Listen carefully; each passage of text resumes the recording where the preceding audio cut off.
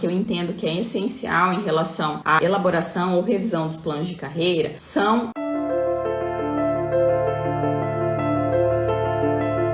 é a previsão de direitos mínimos. O que eu chamo de direitos mínimos são aqueles direitos que nós temos previstos numa legislação federal e que são de cumprimento obrigatório pelos sistemas de ensino, pelos prefeitos, pelos gestores públicos. Por exemplo, né, nesse caso de direitos mínimos, eu posso citar aqui para vocês a garantia do piso do magistério, do piso nacional do magistério e também a garantia da jornada de trabalho docente constituída de 1/3 de atividades extraclasse no mínimo.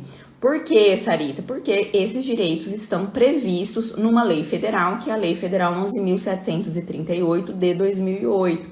Então vejam que não adianta nada a gente criar um plano de carreira, fazer um plano de carreira novo, do zero, ou revisarmos um plano de carreira que já existe, mas que está desatualizado, que não traz ali mais estímulo para os seus profissionais, sem que nós não possamos inserir ou contemplar nessa nova lei, nesse novo plano, os direitos e garantias mínimos previstos na nossa legislação.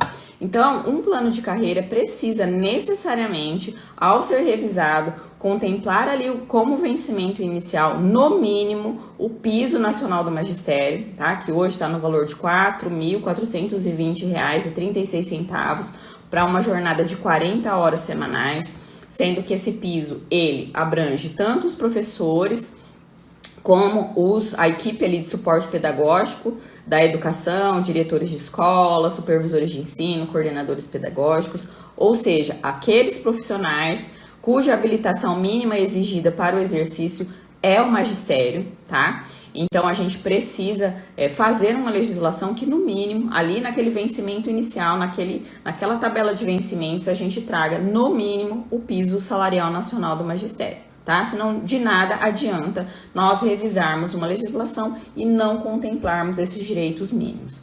Sarita, o pessoal de apoio escolar, os merendeiros, os secretários de escola, os motoristas de transporte escolar, esses profissionais que trabalham na educação e que ofertam apoio escolar, o chamado apoio escolar, que também são considerados profissionais da educação, eles têm direito ao piso salarial nacional do magistério?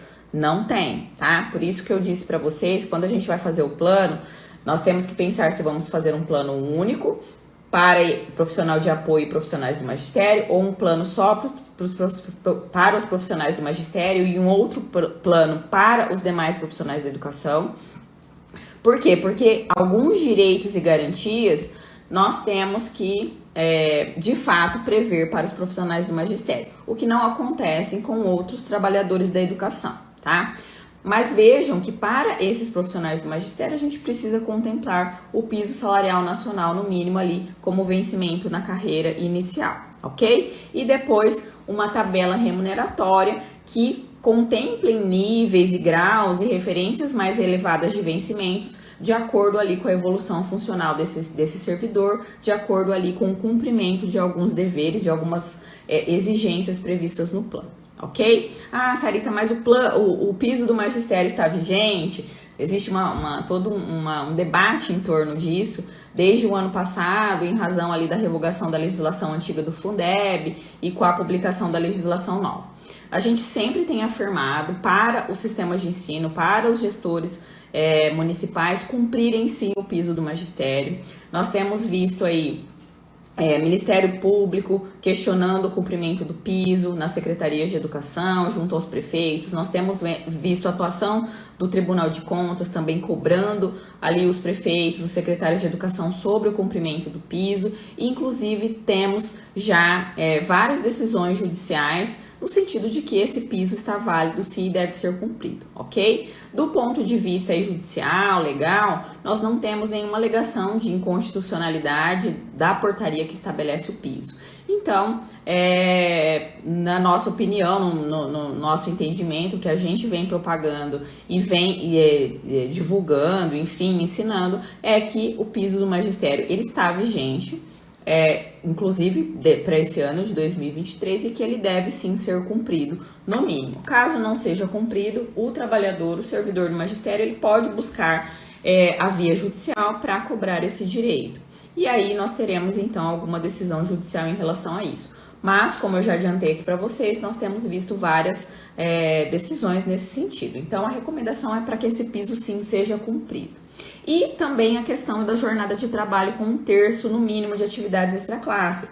A Lei Federal 11.738 de 2008, ela não regulamentou apenas o piso do magistério, mas também ali a questão da jornada de trabalho dos professores, no sentido de que essa jornada de trabalho deve ser constituída com no máximo 2/3 de atividades extraclasse, ok? Ou seja, esse 1/3 de atividades, com no máximo 2/3 de atividades com alunos, ou seja, 1/3 da jornada de trabalho do professor deve obrigatoriamente ser destinada para atividades extraclasse. Ok? Então, isso está também na Lei Federal 11.738 de 2008 e esses direitos mínimos que são obrigatórios, são direitos que estão previstos na legislação vigente, devem ser respeitados no plano de carreira. Então, esse seria o segundo ponto essencial aí para organizar um bom plano de carreira. Prever, garantir os chamados direitos mínimos. Ah, Sarita, mas, por exemplo, e o quinquênio? E o anuênio? Não é um direito do professor? Não é um direito do servidor público? Não necessariamente. Por quê? Nesse exemplo do quinquênio, do anuênio, que é o chamado adicional por tempo de serviço, nós não temos uma lei federal no nosso país instituindo esse tipo de vantagem para todos os servidores, ou para os servidores do magistério, da educação, enfim. Ao contrário, aí da legislação que regulamenta o piso, da legislação que regulamenta 1/3 da jornada para atividades extraclasse. Essas sim são legislações que estão vigentes e que são de cumprimento obrigatório pelos prefeitos, pelos governadores aí quando vão elaborar as suas legislações e vão remunerar os seus trabalhadores ou vão estabelecer leis garantindo direitos e vantagens para os seus trabalhadores. Agora, a questão do quinquênio, por exemplo, do anuênio, não existe uma legislação nacional, federal sobre esse assunto, obrigando a ter esse tipo de vantagem. Por isso mesmo que vocês aí, principalmente quem trabalha na educação em mais de um município, pode entender, por que num município existe quinquênio, no outro não chama quinquênio, existe anuênio, no outro nem tem adicional por tempo de serviço, o servidor não tem esse tipo de vantagem. Por quê? Porque esse tipo de vantagem é uma vantagem que é instituída em cada legislação local, tá? E não existe uma referência ali obrigatória, um mínimo que seja obrigatório, diferentemente desses direitos mínimos aqui que eu citei para vocês, ok?